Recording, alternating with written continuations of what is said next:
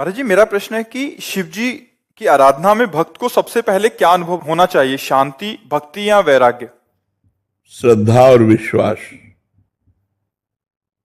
सबसे पहला सोपान है श्रद्धा, फिर है विश्वास, फिर आगे संसार से वैराग्य, फिर प्रभु के चरणों में अनुराग, और फिर अगर मोक्ष चाहता है तो मोक्ष, प्रेम चाहता है तो प्रेम मार्ग में चला जाएगा। पर सबसे पहली सीढ़ी है श्रद्धा, फिर है विश्वास, दृढ़ विश्वास भगवान के चरणों में।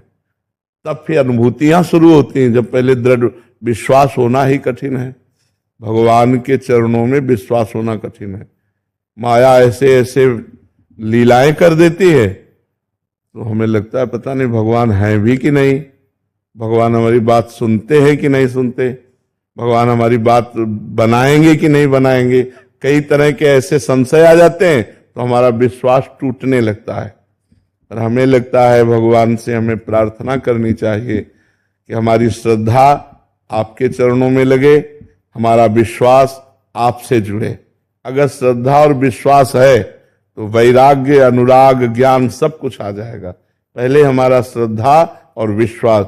श्रद्धा कहते हैं शास्त्र और संतों के वाक्यों में बिल्कुल यथावत बुद्धि रखना, अपना क्यों में ना लगाना। और विश्वास कहते हैं भगवान हैं, वो हमारी बात सुन रहे हैं, वो हमें बहुत प्यार कर रहे हैं, वो सुहृद है हमारे, उनसे बढ़कर कोई हमारा नहीं। ऐसा दृढ़ विश्वास हो तब आगे उन्नति प्राप्त होती है। कृपा सिंधु शरण जी। श्री हरिवंश गुरुदेव। श्री हरिवंश महाराज जी। महाराज जी, आपके चरणों में कोटि कोटि नमन। महाराज जी, अध्यात्म में साधन का अधिक महत्व है या आश्रय का? आश्रय का। अगर आप तप करते हैं, साधना करते हैं तो तप लोक की प्राप्ति होगी। लेकिन यदि भगवद आश्रित हैं और कोई त्रुटियां भी हैं, ऐसी समस्याएं भी हैं जो नहीं होनी चाहिए और आपका शरीर छूट जाता है, तो आश्रय से भगवत प्राप्ति होगी। मेरे बनाए ना बनेगी कोटि कल्पनो, आपके बनाए बनेगी पल पाव में। हर समय जितनी हम में ऊर्जा शक्ति है वो हम लगाकर भजन करेंगे। जितनी हमारी बुद्धि काम कर रही है हम गलत आचरणों से बचेंगे। लेकिन इससे भगवत प्राप्ति हो जाए ये हमारा विश्वास नहीं। हमारा विश्वास है कि आपकी कृपा से आप मिलते हो। किसी तपस्या या भजन के द्वारा भगवान को खरीदा नहीं जा सकता, भगवान को विवश नहीं किया जा सकता। भगवान के होके भगवान को विवश किया जा सकता है। कितना विवश हो सकते हैं?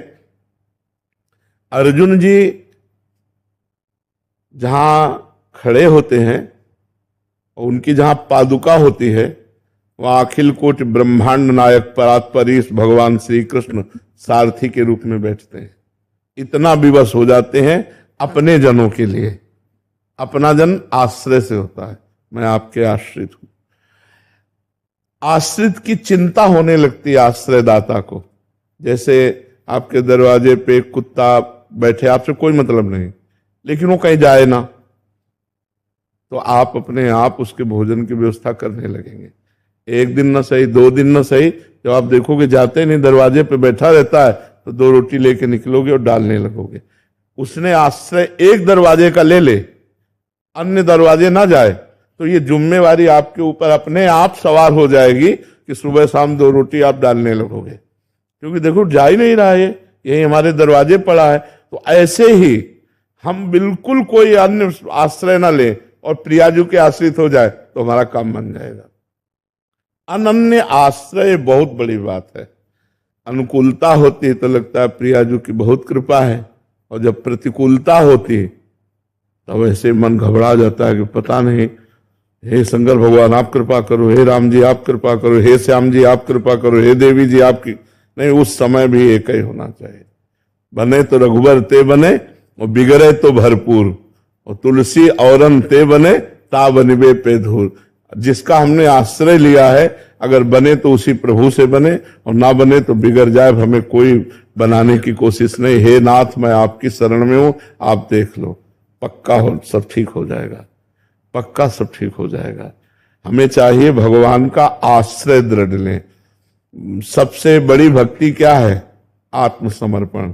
श्रवणम कीर्तनम स्मरणम विष्णुपाद सेवनम अर्चनम वंदनम दास्यम, सख्यम, आत्मनिवेदनम।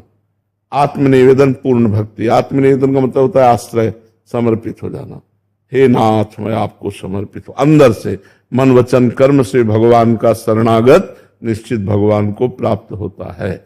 हमें प्रयास करना है, जो हमारी शरणागति में कमजोरी है कि भगवान के विरुद्ध आचरण है, जो अपने शरीर को लेकर मांगे हैं, जो अपने परिवार को लेकर मांगे हैं, वो केवल अपने प्रभु के सामने पेश करते रहें और ये मांगते रहें कि आपके सिवा हमारे मन में किसी अन्य का आश्रय न हो। जरूरतें हैं लेकिन आश्रय नहीं, ध्यान रखना। जैसे मैं आपका हूं, मेरी जरूरतें हैं तो मैं सिर्फ आपसे कहूंगा, इनसे नहीं कहूंगा। जरूरतें हैं पर आपसे। कोशिश करें कि आप तो अल्पज्ञ हैं, पता नहीं पाएंगे कि हमारी क्या जरूरत है, लेकिन भगवान सर्वज्ञ है, उनको सब पता है। तो हम अपनी जरूरतों की बात भी ना कहें, ये बहुत ऊंची बात है। लेकिन अगर कहें तो सिर्फ अपने प्रभु से, जो हमने प्रभु को अपना माना है, राम रूप, कृष्ण रूप, राधा रूप, शिव रूप, हम उसी से बात करें कि ये जरूरतें यद्यपि हमें आपसे नहीं कहनी चाहिए, पर हम अज्ञानवश कह रहे हैं ये जरूरतें, पर आपसे, औरों से नहीं। तो ये अनन्य आश्रय जो है ये बहुत जल्दी भगवत प्राप्ति करा देता है। नहीं तो जन्म जन्म जतन करते रहो, कोई त्रुटियां होती रहती हैं और भगवान से मिलने में बाधा पहुंच जाती है। पर अगर आश्रय लिए हो तो त्रुटियां होने पर भी भगवान कृपा करके अपनी शरण में ले लेते हैं।